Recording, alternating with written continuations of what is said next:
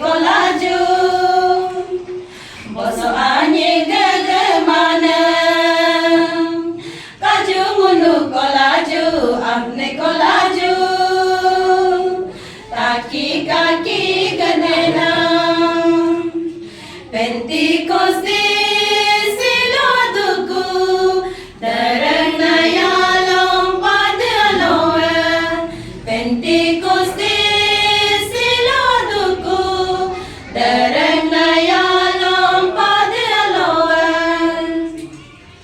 Kami nasi nasi Sargalai kami nasi nasi Sargalai kami nasi nasi Sargalai kami nasi nasi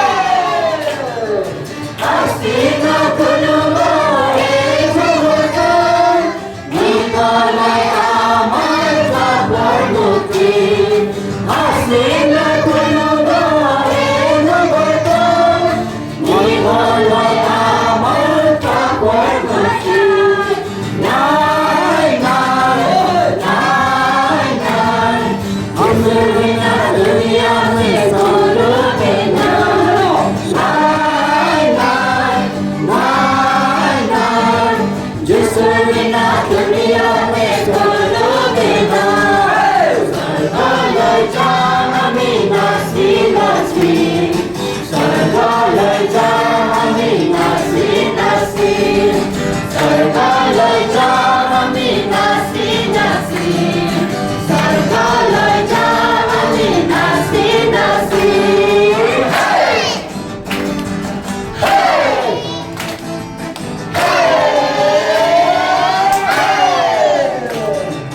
Asilo tulumo ehumajo Jabale amar sargalajo Asilo tulumo ehumajo Jabale amar sargalajo Jan jan jan jan Ami sabe ekiloge sargalajo Jan jan jan jan Ami sabe ekiloge sargalajo Hebrew को जानना ही पड़ेगा old testament को पूरा जानने के लिए Hebrew language को जानना बहुत जरूरत है और फिर न्यू टेस्टमेंट को जानने के लिए ग्रीक को जानना पड़ेगा इसीलिए जब तक पास्टर सर या रेवरेंड बोलो हिब्रू और ग्रीक को उसका कोई वेल इक्विप नहीं होता है तो बाइबल को एक्यूरेट वर्ड उनको नहीं दे सकता प्रश्न जब हम खाना पकाते हैं तो मेरा दीदी खाना पकाता नहीं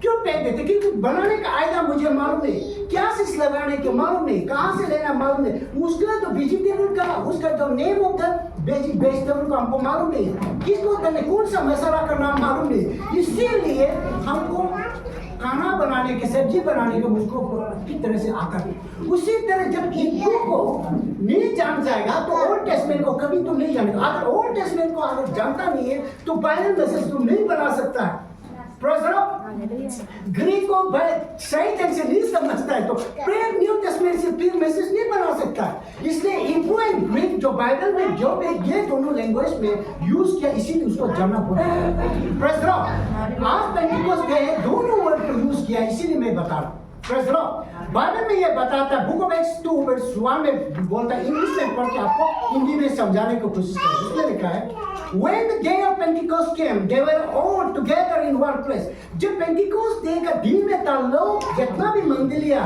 मंदिर प्रभु का विश्वासी एक ही कट्टा में एक घर में बैठ रहा था चर्च का नाम नहीं लिखा है अपर रूम का नाम नहीं लिखा है अपर रूम का मतलब एक घर शान घर उसके बाद शान घर हम लोग का ट्राइबल घर को शान घर अपर रूम बोल सकता है प्रश्न आरसीसी वगैरह को ग्राउंड फ्लोर सेकंड फ्लोर का नाम से जानता है इसमें कोई ऐसा फ्लोर का नाम नहीं लगाया उसका मतलब है हम लोग का लोकल का घर जैसे एक शान घर अपर रूम में था ये बाइबल का कहना है प्रश्न इसमें लिखा है Suddenly, sound like the blowing of violent wind came from heaven and filled all the house where they were sitting. ये कहता है कि अचानक ऐसा आवा का जो कि ऐसा आवा आया है तो घर में भर्ती हो, हवा से भर्ती हो गया। प्रश्न इसमें यह भी लिखा है कि उसमें ऐसा हवा था हर इंसान को वही हवा को छुआ है, टच किया। प्रश्न इसमें और भी लिखा है the sun that seems to be the tongue of fire that separated and came to rest on each of them. The Bible को बहुत बताता कि वो आवाज जब आंधी तूफान जैसे आके वो आग का शोले में बदल गया। आग की तरह हर इंसान के पास डिवाइड सेपरेट करके हर इंसान के पास में जो आग का शोले रेस्ट हुआ, मतलब उसमें समाया। ये बाइबल हमें ये सिखाता है। उसका बाद कहता है all of them are filled with the Holy Spirit began to speak in other tongue as the Spirit enabled them. जब वो जो लाइन उनको पवित्र आत्मा है बोल के मालूम नहीं था। प्रॉमिस को तो लोग यकीन करता था, प्रॉमिस को लोग वेटिंग तो कर रहे थे, लेकिन जो आग को देखा हर इंसान के पास में आ गया तो उसका हर इंसान के पास में जो पवित्र आत्मा की अगुवाई को द्वारा तो क्या है आदतांग का मतलब क्या है? आप लोग आदतांग को समझता होगा। हम लोग जो बात कर रहे हैं वो आदतांग नहीं है। आदतांग वो चीज है गलीलियन लोग अपना लैंग्वेज में समझते हैं, क्योंकि जो आदतांग जो बात कर रहा था वो लोग गलीलियन नहीं थे। They were not local people, native people. वो लोग के अनजाने लोग उनको आके सुने था ये हम लोग कई भाषा बोल रहे हैं ना, ये इसको आदतांग का नाम से जाना जाता है। जैसे कि मैं मलयाली का ग्रुप में जाता है, मलयाली के ग्रुप में जाकर मलयाली भाषा करता है तो ये आश्चर्य की बात है ना। उन लोग को समझ नहीं आ रहा है कि मैं क्या बात कर रहा हूँ, मैं उनका ही लैंग्वेज की बात कर रहा हूँ। ये जो जितना भी यहाँ में गैदरिंग हो रहा था उनको ऐसा आश्चर्यजनक लगा, ये कैसा अद्भुत कार्य है। ये पवित्र आत्मा का महिमा का उसका प्रेजेंस का द्वारा ये बात है। इसलिए उन लोग क्या कहा, Are not all this way speaking Galilee? उनको यकीन नहीं कर रहा। वो लोग बोला ये आपने कैसा नहीं सुनाई दे रहा है क्या हम लोग गलीली में बात कर रहा है, इसका मतलब वो लोग गलीली का लैंग्वेज मालूम नहीं थे। लेकिन जब पवित्र आत्मा का अगुवाई को द्वारा उसका मदद उसका सहभागिता का द्वारा उनको क्या है गलीलियन भाषा बोले ना। ये तो है हमारा डे ऑफ पेंटिकोस्ट में जो हो रहा है।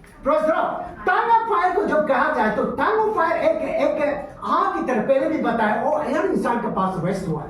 उनका वो then filled with the Holy Spirit began to speak. शब्द का बीच में ये पवित्र आत्मा आया और फिर उनको ऐसा ही बात बोलने के लिए शुरुआत है। ये क्यों मैं बताता इसीलिए ताकि ये इंसिडेंट को समझ सके, ये घटना पेंटिकोस्ट का डे का घटना को तुम समझ सके। मैं डिफरेंट को बताता हूँ। तुम क्रिसमस को मनाता है, क्रिसमस का मतलब क्या है? God is with us, means प्रभु मेरा साथ। तो उसके बाद एस्टर संडे, आपको याद है ना एस्टर संडे, गुड फ्राइडे का पहले एस्टर संडे क्या है? गॉड प्रभु मेरा लिए, मीनिंग अलग अलग है। तो फिर पेंटिकोस्ट क्या है? ईश्वर मेरा भीतर है।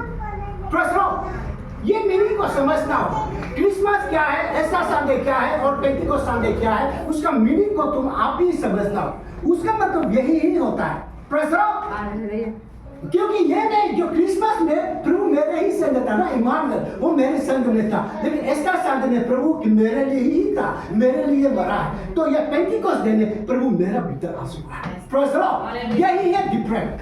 प्रश्न ये इसीलिए हम लोग कम नंबर साथ में, इसीलिए हम लोग इसी जैसे आपको समझाने का कोशिश